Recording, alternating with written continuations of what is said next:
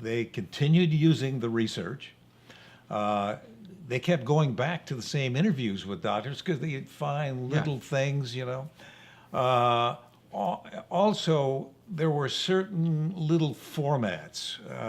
Kinds of shows they liked to do. Shows they did. I'll give you an example. Early on, they hit upon Hawkeye writing a letter to his father in which he would relate incidents that transpired only recently at the MASH compound. So, we did one episode where we just sort of stole that concept, and we had Hawkeye writing his will and sort of narrating it to himself, and then we would dissolve into scenes where he was elaborating on what he was going to, what he was going to give to the various members of the MASH unit, of what he was leaving them in his will. And, to Colonel Potter, I'm leaving whatever it was, and you'd see the reason. You'd see the reason. It was provoked. It was. We would go to a scene which captured what he was writing. In a flashback. One of the stories. And by the way, just as I recall, he was called up to the front lines when he was doing it, and the bombing was going on, and he was worried about his life. Yeah, he was right at the front. Dirt was.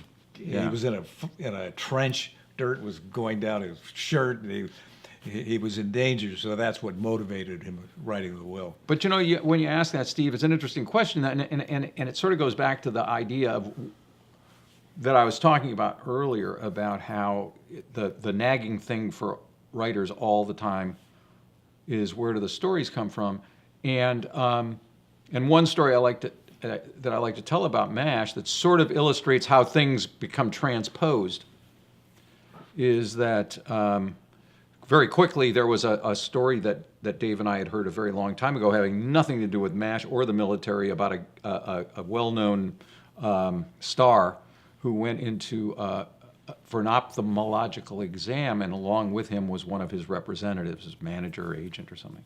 And the ophthalmologist finished the examination of the star, and he said to the associate of the star, he said, "Since you're here, do you want to step up in the chair and I'll do an exam on your eyes?"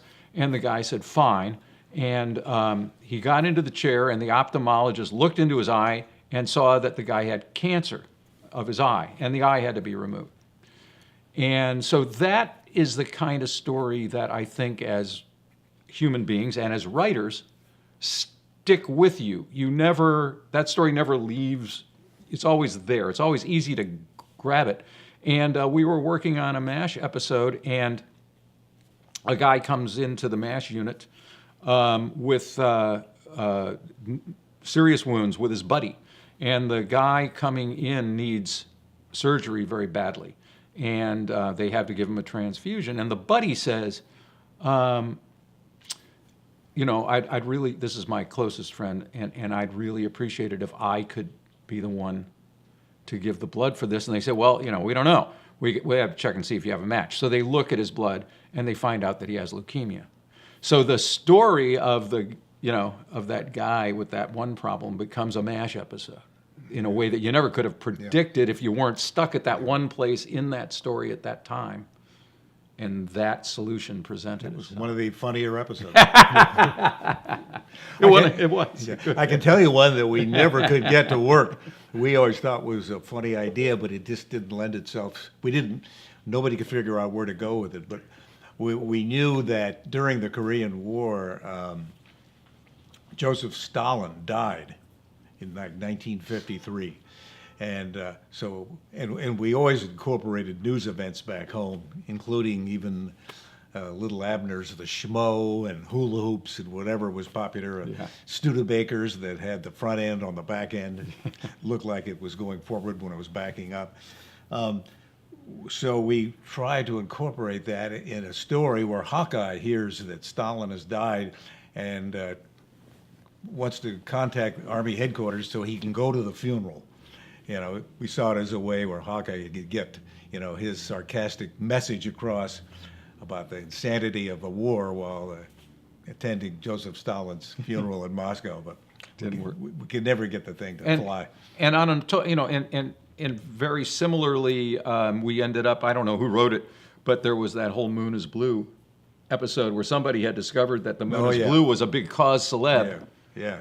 At that time, and it seemed like it presented itself. It was like handing you a MASH episode, because these are the kind of people who would then, when they read about it, have to get a copy of it. The Moon of Blue was a movie that came out in '53. Everybody thought was just so Bad taste. in bad taste. Yeah, because It they was banned and because they used the word pregnancy. Yeah, I or think that's something, right, yeah. or virgin or something like that. Maybe And- both. Yeah, or maybe both. Yeah. Scandalous. Well, but that It's scandalous. Yeah. But that episode did work, and it was a funny episode. Oh, I guess what it was. The movie arrives. They would run movies in the tent, and Oh, the that's movie, right. They're trying to get a hold of a copy of the movie. That's what the story was, and I guess I don't know. They could never get a hold of it. They got every other dumb Western or movie they didn't want to see, and so they finally did get The Moon is Blue, and they can't even finish it. It's so boring. It was, their expectations were never met.